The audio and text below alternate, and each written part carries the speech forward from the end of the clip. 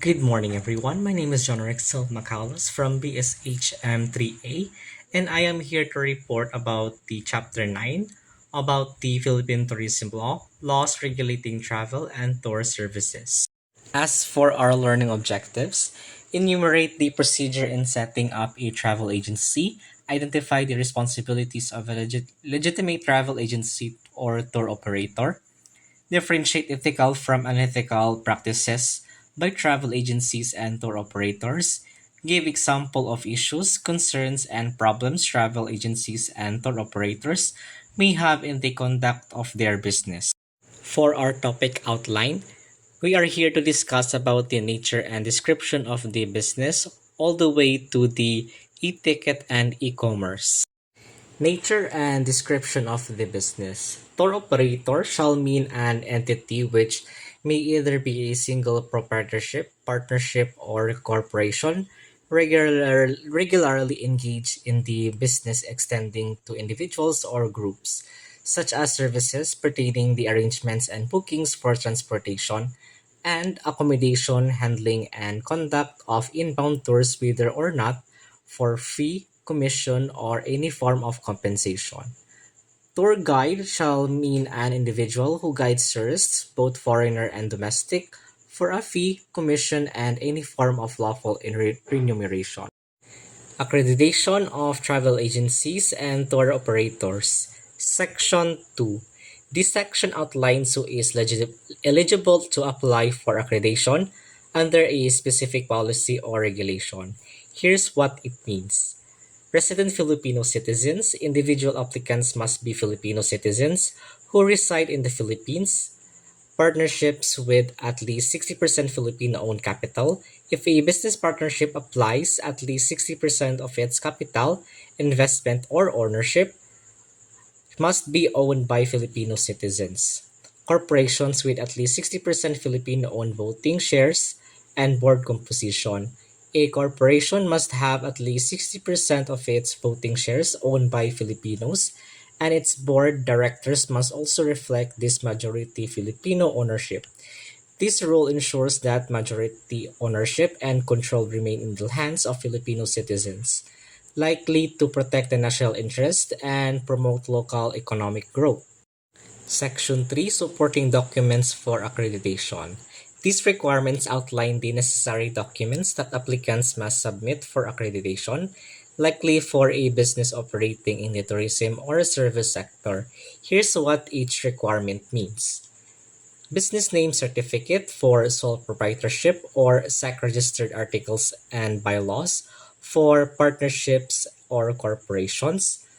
Sole proprietorships must submit a business name certificate issued by the Department of Trade and Industry. Partnerships and corporations must submit their articles of incorporation and bylaws, which are registered with the Securities and Exchange Commission. These documents verify the business's legal existence.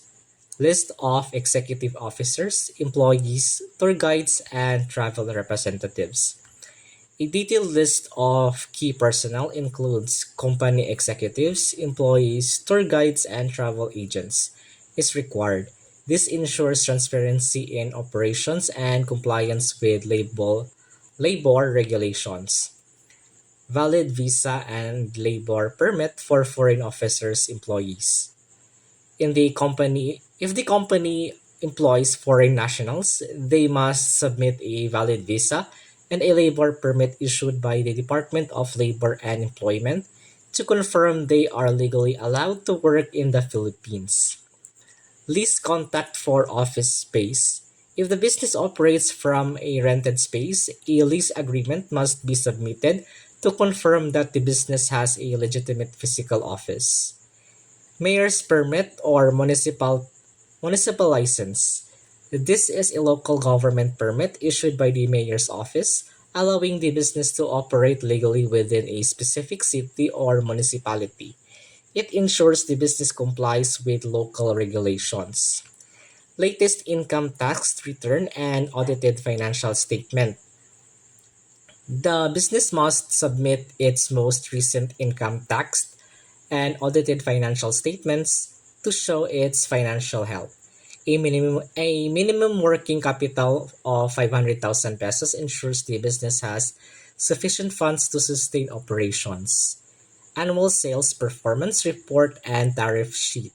An annual sales performance report provides financial data on revenue regeneration, helping assess to businesses viability. Other documents as required by the department. Additional documents may be required based on the nature of the business, industry regulations, or specific accreditation criteria. These requirements ensures that the only financial stable, legally compliant, and well-structured businesses receive accreditation. Section 4. Tour operators using motor vehicles.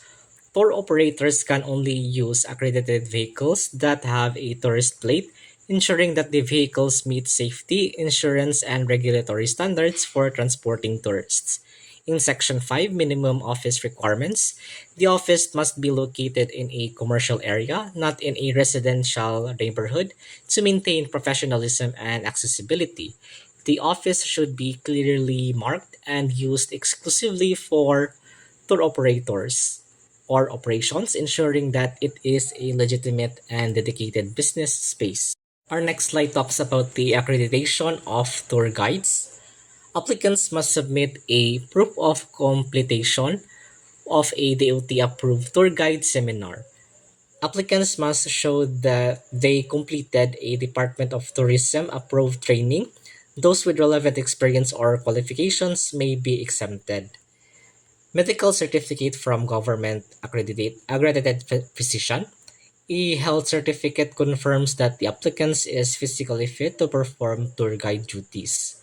NBI clearance, or also known as foreign applicants, must provide a valid visa and labor permit. A National Bureau of Investigation clearance ensures that the applicant has no criminal record. Foreign applicants must also submit a valid visa and labor permit to work legally in the Philippines. Mayor's permit or municipal license. This local government issued permit allows the applicant to legally operate as a tour guide within a specific area. Latest income tax return ensures that the applicant is compliant with tax regulations. Other documents as required by the department. Additional documents may be requested based on a specific requirements or policies. These requirements ensure that the tour guides are properly trained, legally allowed to work, and meet health and safety standards. Accreditation under the International Air Transport Association. The International Air Transport Association accredits two types of travel agencies. First is the airline appointed agencies and the travel sales intermediary agencies. The airline appointed agencies, these agencies are authorized to issue airline tickets directly on behalf of airlines, while the travel sales intermediary agencies sell travel services but do not issue tickets themselves. Both types must meet the International Air Transport Association standards and requirements, ensuring professionalism, financial stability, and compliance with industry regulation. Airline appointed services. Any travel agency holding standard and or airline ticket stock or capable of e-ticketing may apply as IATA airline appointed agency.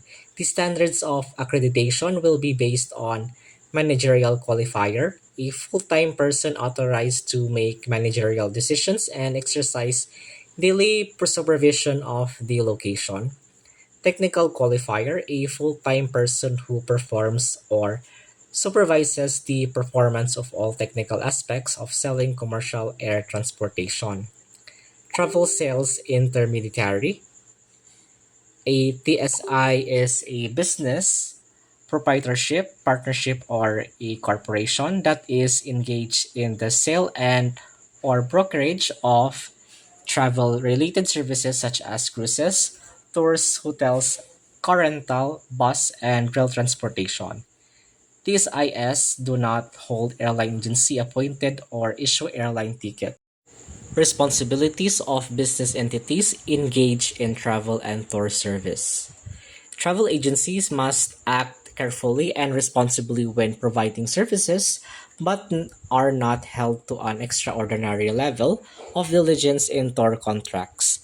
However, since tourism serves the public interest, they are strictly accountable for the services they promise.